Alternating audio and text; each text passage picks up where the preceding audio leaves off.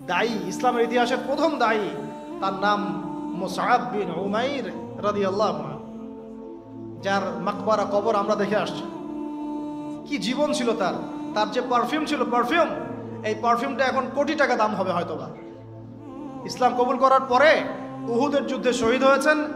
দাফন করার জন্য কোনো কাফনের কাপড় পাওয়া যায় নাই, ঘাস দিয়ে দাফন করা হয়েছে, ঘাস দিয়ে। এই হলো জীবন। তিনি গেলেন মদিনায়, তার একক দাওয়াতে মদিনার ৭৫টা বড় বড় পরিবার ইসলাম কবুল করলো। মাশাআল্লাহ।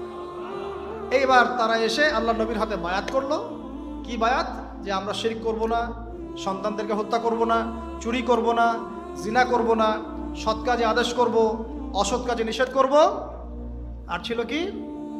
একে অপরকে মিথ্যা অপবাদ দিব না, এবং আপনি যখন হিজরত করে আমাদের কাছে আসবেন, আমরা আপনাকে আমাদের স্ত্রী সন্তানদেরকে যেমন নিরাপত্তা দিই তেমন নিরাপত্তা দিব।